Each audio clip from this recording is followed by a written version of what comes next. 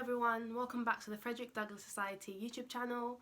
As you can see by the title of this video, the topic of conversation is going to be on microaggressions, specifically racial microaggressions. Recent issues worldwide have definitely intensified conversations surrounding racism and discrimination, and something that I feel definitely needs to be addressed is how commonplace microaggressions are, despite the harm they do to individuals and groups as a whole. The purpose of this video is therefore to bring attention to the dangers and wrongfulness of microaggressions, and also for those who have been victims of microaggressions to know that their feelings are valid, because a lot of the time someone who might feel offended or upset as to what has been said to them are made to feel like they have no reason to, even though their emotions and feelings are valid. Most importantly, I feel like it's important to highlight the dangers behind microaggressions so that people don't internalize the racism behind them and grow to be able to understand when to recognize them and how to deal with them. What are racial microaggressions? This form of microaggressions are described as everyday insults or derogatory messages directed at minorities or people of colour, and they may come from people who are well-intentioned or believe they've done nothing wrong despite them being very offensive, or someone might be purposefully trying to hurt another person. In essence, microaggressions come in three forms: micro-assaults, micro-insults, and micro-invalidations. Micro-assaults are conscious, deliberate, and quite explicit racist attacks that might be verbal or non-verbal. An example of this is name-calling. It could include someone doing something purposefully hurtful, knowing that it's coming from a bad place and knowing that they shouldn't be doing that, which can be the case with, for example, using racial slurs. Micro-insults are usually comments that belittle the victim. They seem innocuous, they seem like they're not harmful, but a lot of the time they're very, very offensive. Iffy is going to be doing a video on that later, but examples of that are, you talk white, you're pretty for a black girl. Comments like you talk white depict being articulate as being something that is limited to a particular kind of people, when that is not the case. You're pretty for a black girl might seem like it's a compliment, but it really is an insult. Micro-invalidations are essentially comments that may invalidate another person's experiences or sense of being, and can be something like asking another person, where are you really from? Essentially, you're labeling them as a foreigner and not someone who deserves to be where they are.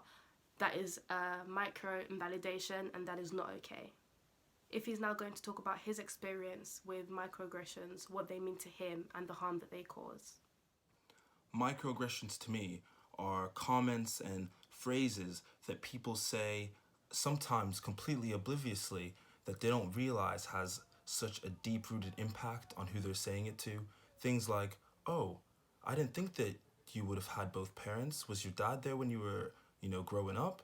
Why is it so hard to believe that an African American could come from a stable, loving family? Things like, do you know anyone that's been to prison? Why is that something that you assume, that because I'm an African American male, I have connections or associations to criminals or any sort of criminality? Things like, oh, your hair is so crazy, it's so wild. That's not a compliment. Those aren't things that I want to hear. I don't think that my hair is crazy or wild at all. I think it's nice. I think it's beautiful, but not crazy. It's not strange. Locks and braids have been around longer than any fringe or bob. And so it's comments like these, when said all the time, just daily in conversation, that they really do eat away at you, and they make you start to think, what's the matter? What is so wrong with me being myself, just being a black male, that I'm inviting people trying to touch my hair and asking me about my father and about drugs and gangs and all sorts of things that I've never experienced. I have no idea. I probably grew up much like whoever's speaking to me.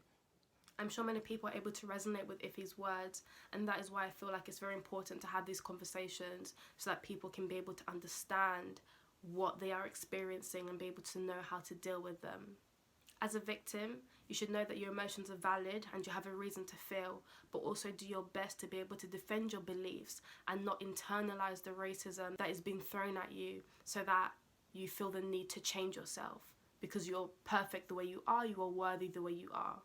As a perpetrator of microaggressions, you should not hide behind ignorance or be defensive that you've been called out and be fearful of being called a racist, but instead take responsibility for the harm that you may be causing when someone is offended by your words or your actions. Learn to acknowledge where you are going wrong and examine why you may be holding those beliefs, and educate yourself on how to avoid using microaggressions. That is the end of the video for today. I hope you learnt something or enjoyed the video, and until next time.